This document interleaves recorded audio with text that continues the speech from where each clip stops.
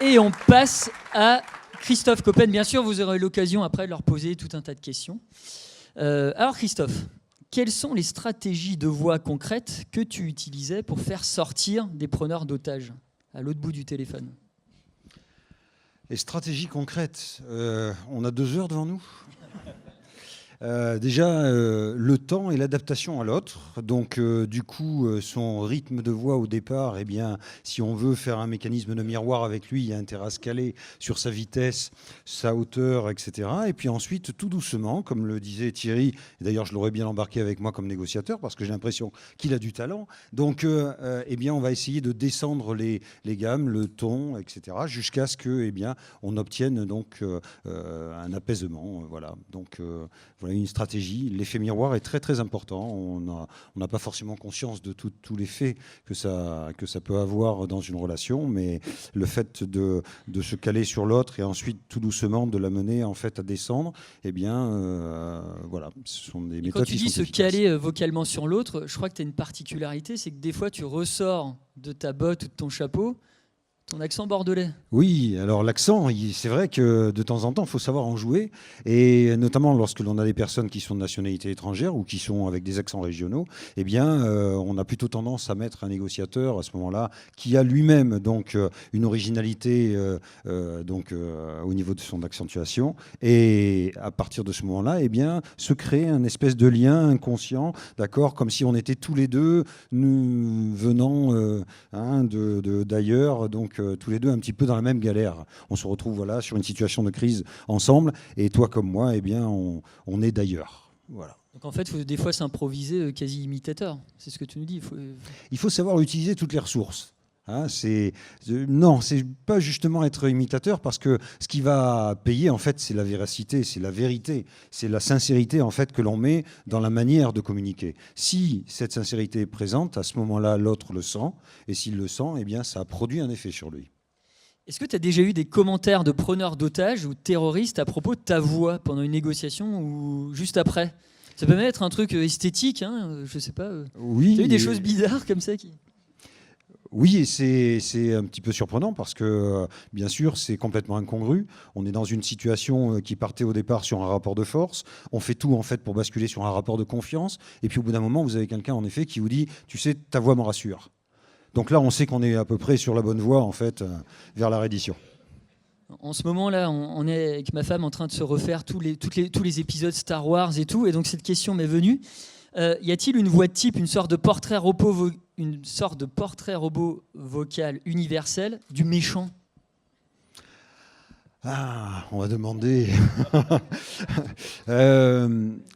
C'est très trompeur.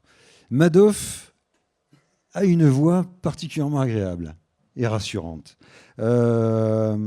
On peut imaginer d'autres personnages comme ça, donc qui savent, Christophe de Rocancourt, pareil, Dandy, etc., très enthousiaste. Donc des personnages qui peuvent donc attirer la sympathie immédiatement et puis donc l'apaisement. Moi, j'ai plutôt envie de dire que c'est les tons qui sont employés dans la voix qui montrent que l'on a affaire à un méchant. C'est-à-dire, il y a une tonalité en arrière-fond. Il y a une espèce de brisure, il y a une espèce d'agressivité à certains moments qui n'est pas contrôlée parce qu'elle est prête toujours à exploser, à déborder en fait de la personnalité de celui qui tente de cacher ce qu'il est réellement, qui montre qu'on a affaire à un méchant. Oui. D'accord, merci. Y a-t-il une voix d'un criminel qui te hante encore aujourd'hui ? Ah, j'en ai quelques-uns. J'en ai un qui est inscrit quelque part très loin là, dans le cerveau primitif, très certainement. C'était en Colombie, en 2009. J'ai été chercher un otage pendant 6 longues semaines. Et puis, j'étais avec sa femme donc, lors des négociations. On l'a préparé à l'avance avec mon collègue. Donc, lorsqu'elle était en contact avec le preneur d'otage, eh bien, on écoutait et donc on l'aidait à négocier le mieux possible pour récupérer son mari. Ce type-là avait, donc parlait en espagnol, et avait une voix d'un paysan. C'est pas du tout péjoratif ce que je dis là. On imaginait bien quelqu'un qui était dans une ferme avec donc des poules autour. Et justement, quand il réclamait à manger aux gens à côté de lui, il y a ce mot là qui venait frapper comme une badine. Il disait polio, polio. Hein, donc ça veut dire qu'il fallait qu'on lui amène du poulet là. Et il était en train de mastiquer en même temps qu'il nous a raconté les pires horreurs du monde. Et cette voix-là, quelque part, elle est insupportable parce qu'elle était vraiment celle de l'inhumanité. D'accord, merci. Lorsque tu recrutais des collaborateurs dans l'unité négociation du RAID, est-ce que tu étais attentif à leur voix? Et qu'est-ce qui était éliminatoire dans leur voix? C'est un vrai drame parce qu'il y avait des gens qui étaient surdiplômés, qui arrivaient chez nous avec des vraies capacités techniques, voilà, une vraie compétence, et qui avaient une voix qui ne se prêtait absolument pas à ça. Et alors là, c'est terrible. On peut faire du cinéma quand on n'est pas beau. Mais quand on a une voix désagréable, et je reprends l'exemple tout à l'heure que donnait Thierry, une voix extrêmement nasillarde par exemple, j'avais un candidat qui avait une voix de canard, je peux vous assurer que dès le départ, quand on l'a reçu, on s'est dit non, on va pas pouvoir le laisser sur l'ensemble du cursus de sélection, parce que c'est du temps perdu, on ne pourra pas le prendre. Pourtant c'était un très bon, mais c'est rédhibitoire. D'accord. Tes homologues du SWAT aux US ou d'autres groupes d'élite étrangers utilisent-ils les mêmes stratégies de voix que toi? Parce que je sais que tu travaillais avec eux, tu travaillais avec ces groupes d'élite. Oui, on utilisait en fait toute la richesse de la voix justement pour essayer donc de calmer, de moduler, de changer les rythmes, etc., de ponctuer par des silences, parfois bien placés à certains moments, par des respirations, des calages de respiration. Et je sais que les Américains étaient très friands en fait de ces techniques parce qu'ils ont un fort atout interculturel, peut-être encore plus prononcé que le nôtre. C'est-à-dire que chez eux, les accents, il y avait des négociateurs pour tout. Il y avait les hispanisants, il y avait les africanisants, etc. Et donc, il y avait véritablement, globalement, la voix qui convenait bien au type de personnes qui se trouvaient en face. Nous, on n'était pas aussi pointus là-dessus. Hein. Y avait-il dans ton équipe de négociateurs des femmes? Et si oui, quelles étaient leurs stratégies de voix face à un forcené ou preneur d'otages? Ah oui, je me suis battu pour en avoir. D'abord parce que c'était une véritable richesse de diversité. Et quand on ne sait jamais sur quoi on va tomber. Hein, on a besoin d'avoir une très grande diversité au niveau des profils. Et donc au niveau des voix également, ce qui me plaisait en fait dans les voix féminines, qui étaient somme toute à peu près sur le même registre, c'est le calme et puis l'empathie très naturelle en fait qu'elles étaient capables de développer. Voilà, sans forcer. Alors que chez nous, parfois, c'était un petit peu plus rugueux, on va dire. Alors, pour finir, quel conseil niveau voix donnerais-tu aux managers, aux futurs managers ici présents dans cet amphi CCI?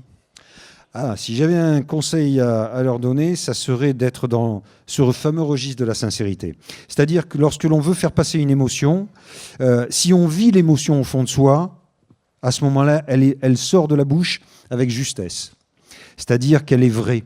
Et donc, tout est congruent. Le paraverbal, la manière donc de poser l'intonation, la prosodie, la musicalité, grosso modo, que vous avez, les mots qui s'accordent exactement en fait à la manière dont vous dites les choses. Donc, si vous faites ça avec sincérité, si vous vivez une émotion et que vous la transmettez avec sincérité, à ce moment-là, elle va être crue. Et donc, à ce moment-là, vous êtes dans le juste. C'est-à-dire que sur le moment, vraiment, vous avez fait passer correctement le bon message. Merci Christophe. Allez, on peut l'applaudir. Réaction de Thierry. T'as envie de rebondir, vas-y. Oui, j'avais pas de conseil tout à l'heure, mais à l'écouter, maintenant il y en a un qui me vient à l'esprit, avec le temps un peu, c'est le fait d'accepter de s'écouter. On dit toujours qu'il ne faut pas s'écouter parler, c'est très mauvais. Parfois, c'est intéressant quand même, parce que la voix vient témoigner justement d'état, d'émotion. Et quand on apprend à connaître sa voix et à comprendre sa voix, on apprend de soi et sur soi. Et je crois que c'est quelque chose qui est très utile dans la découverte de soi-même, qui est notre premier devoir écologique. Voilà.